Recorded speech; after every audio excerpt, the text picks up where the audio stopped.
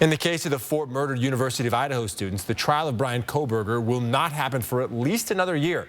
Our Hunter Bertram is in studio with what happened in court today. Today, the loved ones of the victims found out that they will not go to trial until at least March of 2025, with both the prosecution and defense attorneys having agreed to this timeline.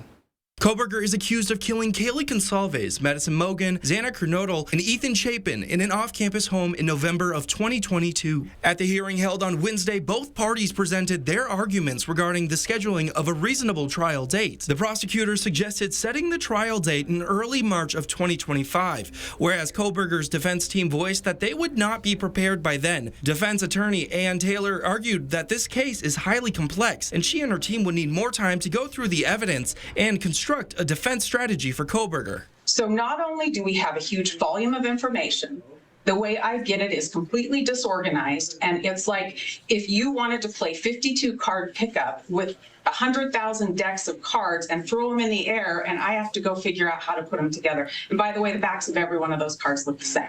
Taylor proposed a potential trial date for the summer of 2025. Also discussed during the hearing is the scheduling of a hearing to address Kohberger's motion for a change of venue. Kohberger's defense believes that a fair trial cannot occur in Latah County. However, prosecuting attorney Bill Thompson challenged their reasoning. Everybody can agree there's been massive publicity, not just in Latah County, but I see more about it in Boise, or hear about it from other parts of the state and what we're seeing locally. Judge John Judge has recommended an early May hearing for the defense motion to change the venue. The defense team's plans to file supporting documents for the motion in April, giving the state until May to respond. Both parties agreed to this timeline, stating it provides enough time to prepare their arguments and evidence for the hearing.